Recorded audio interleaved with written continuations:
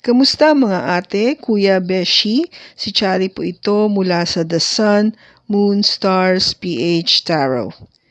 Ipapaalam ko lang po na ito po ay isang general read o pangkahalatang pagbabasa at maaring hindi lahat ay magtugma sa inyong sitwasyon.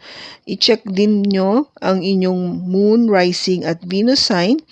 Baka doon mas tumugma ang read para sa inyo. At kung ang mensahe ay tama sa inyo, paki-like lang po at mag-subscribe kung hindi pa ninyo ito ginagawa. Okay, mag-umpisa na po tayo.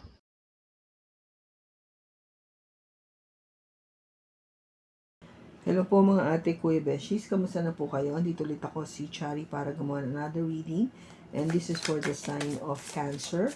Sun, Moon, Rising, and Venus. And of course, welcome po yung mga cross-watchers ni Cancer at yung mga bago po nating mga viewers. Tingnan po natin ngayon kung ano yung mensahe para sa'yo, Cancer, at sa person mo. I am better with my mind than my heart. Okay, so Cancer, ito yung ating pinaka-main theme sa reading. Sinasabi dito, mas mabuti ka pa sa iyong pag-iisip kaysa sa iyong puso. Parang sinasabi mo dito na yung pag-iisip ay mas mabuting gamitin kaysa sa ang puso.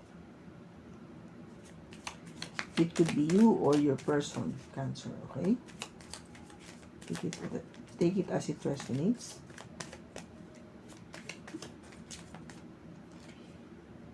Nine of Cups. The Three of Pentacles.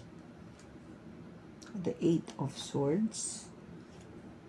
The Seven of Pentacles. And the King of Swords. Bottom niya is the Page of Swords. Okay, Cancer. Page of Swords natin is, ito yung energy na, alam mo yung meron kang information na nakuha. May impormasyon, o kaya, ito yung tipong, sasabihin mo na ng diretso. Hindi ka na magpapatumpik-tumpik. Yung hindi ka takot magsabi, paalam kung ano yung nalalaman mo.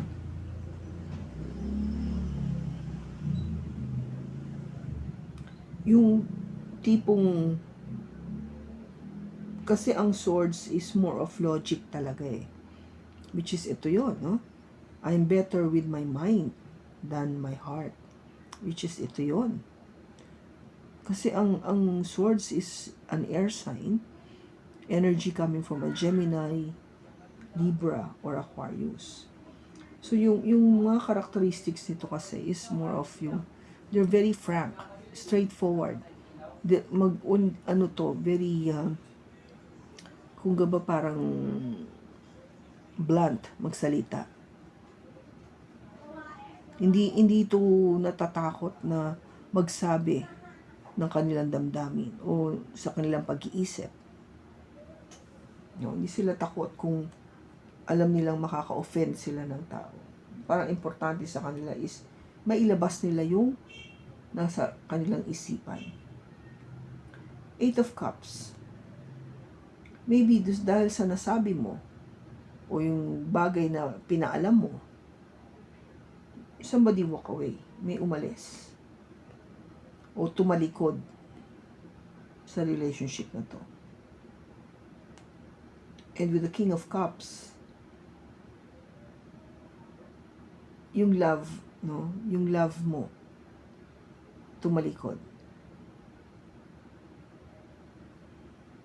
Maybe nasaktan siya o hindi niya akalain yung mga sa sinabi mo. Kaya parang nag-decide siya na wag na lang kaming dalawa. Iwan ko na lang siya. No? Iwan ko siya. This is you actually, Cancer. King of Cups.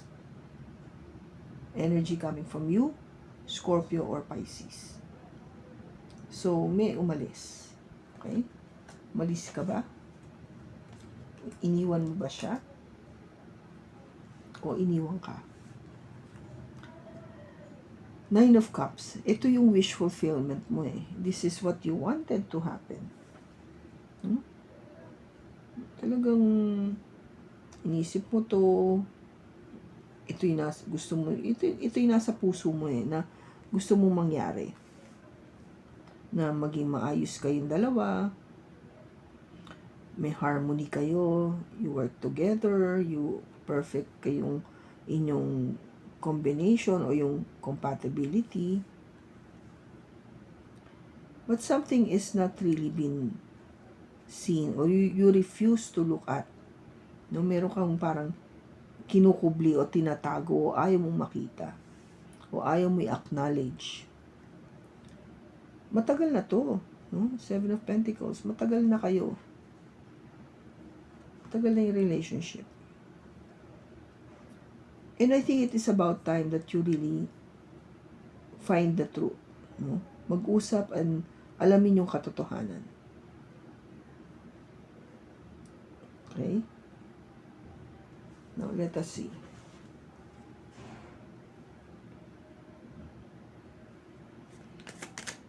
Ba't andito yung Nine of Cups? We have the Death, Ten of Cups, and the Seven of Swords.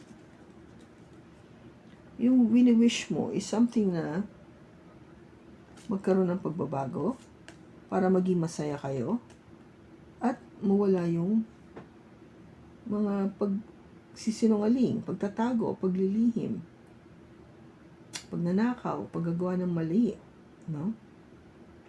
Maybe meron na kayong pinagdaanan before. Kaya you're trying to wish something na magkaroon ng change, you know? Para na maging masaya na kayo tuluyan. Kasi nagkaroon ng nagkaroon ng issue before. Merong siya siguro nilihim, tinago, nagsinungaling, may kinuha, may ninakaw, whatever, merong bisyo, whatever. But andito yung Three of Pentacles.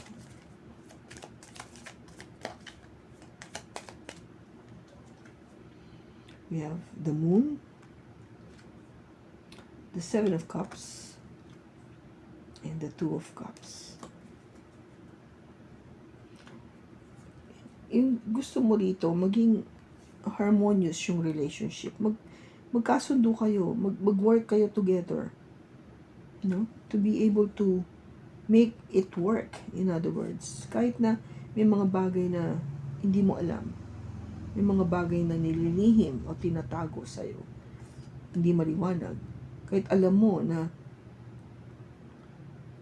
parang meron pa siyang ibang, o kahit na alam mo, sabihin natin na may option ka, o either you o yung person mo na alam mo meron pang ibang mas maganda o mas magaling. Pero tinitignan mo kasi itong relationship na to be the one. Ito na eh. This is the one for me. With the Two of Cups. Bakit andito yung Eight of Swords? We have the Knight of Swords, the Wheel of Fortune, and the Four of Wands. So yung isang bagay na hindi mo nakikita o you maybe you're not aware, no? Hindi ka aware dito. Is something that will happen very fast. Mabilis yung pangyayari na to, movement na to. It will change everything with the Wheel of Fortune. Mababago yung takbo ng kapalaran. Pabor sa'yo. Kasi Four of Wands is about proposal, a wedding proposal. It's all about heading towards the future. Ano bang future natin? Marriage. Okay? Something that you don't see coming. Hindi mo nakikita. No, Seven of Pentacles, bakit andito siya?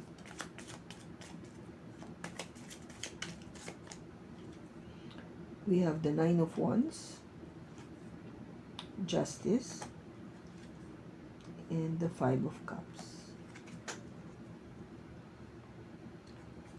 matagal na yung relationship. Tagal ka na nag-iintay.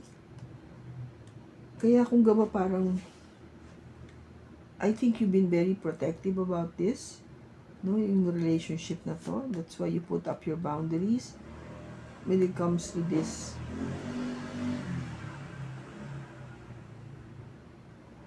pagdating dito sa relationship na to. Kasi ayaw mo magkaroon ng regrets. I think you had regrets before pagdating sa getting into marriage.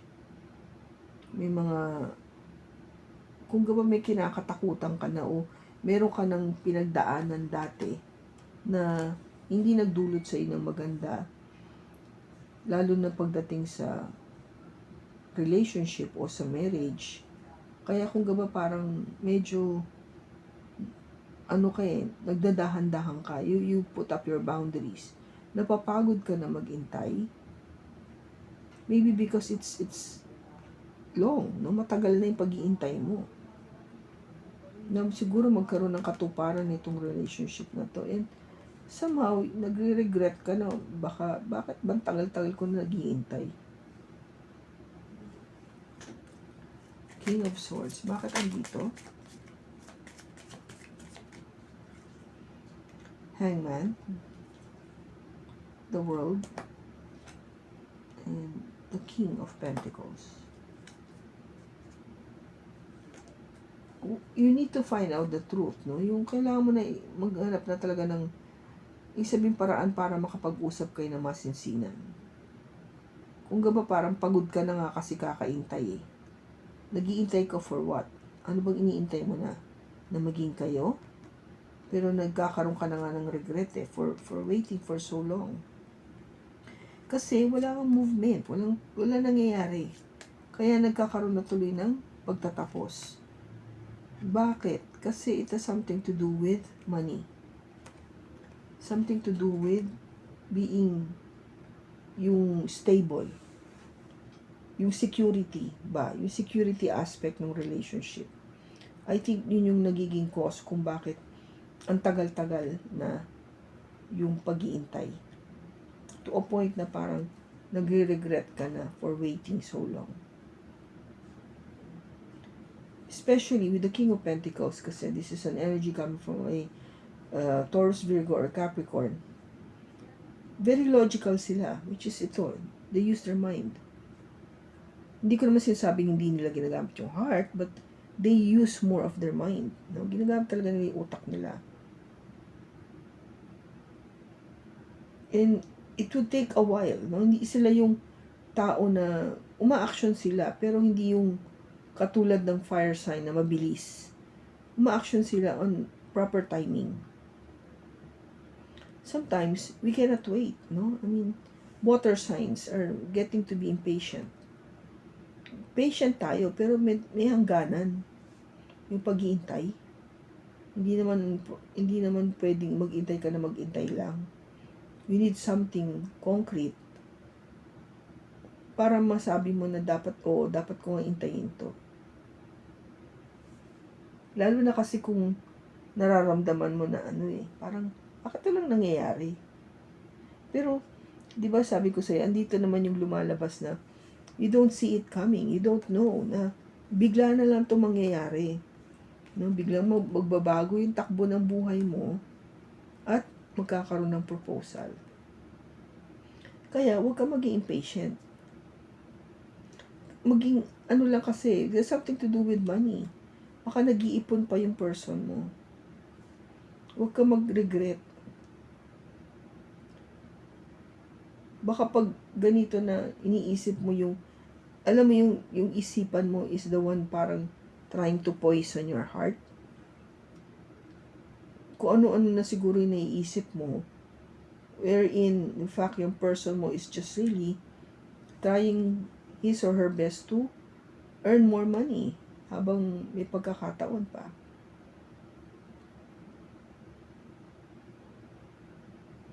Kung hindi ko to nakita, then I would say something different.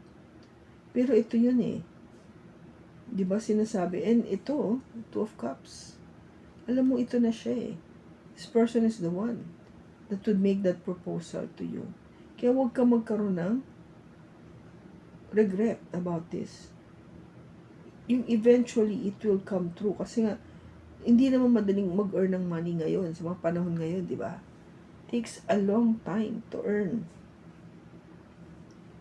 Patience talaga ang kailangan natin, Cancer. It's really up to you to,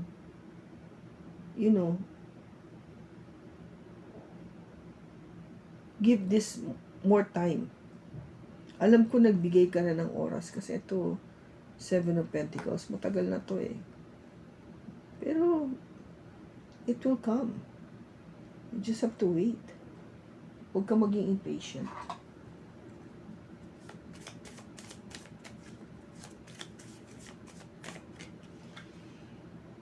New love. Embrace an opportunity for love in your world. New love. Embrace an opportunity for love in your work, prospects, or for spiritual growth. Okay, so anihin mo lang. Hintay ka lang. Maybe I will ask. Kailan po mangyayari ito? Kailan kayo magbiging kayo? Kasi matagal na siya nag-wait eh.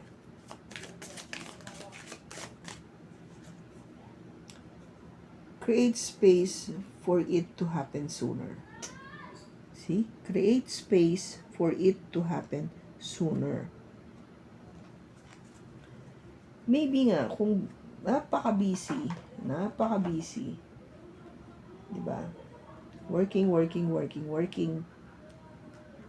then you have to create this space, this time, para mangyari to. Para mangyari tong proposal. Para mabago itong takbo ng buhay. Create that time and space. Okay? Kasi baka nga busy working.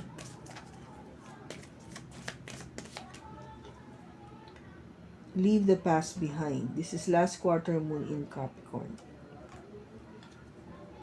New moon in Pisces, attuned to the divine. So, huwag makakalimot. Ask God for guidance. First quarter moon in Scorpio, release your blocks. Lahat na nakaka-block sa'yo, nakakaharang, alisin yan.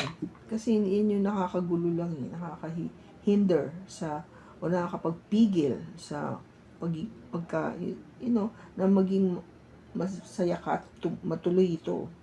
Kaya nga sinasabi dito na gumawa ka ng time o panahon para mangyari ito. Kasi nga, kung puro ka trabaho, walang mangyayari. Diba? Alam mo na this is the one. So what are you waiting for? Bigyan mo rin ng time para yung tao assured na kayo na talaga. Okay? So kung kaninong Cancer man ito na nakuha natin yung energy sa pagbasa na to, sana nakatulong ito sa inang malaki. Maraming salamat sa pagsama mo sa akin sa pagbasa na to. Sa susunod po muli, ingat ka and God bless.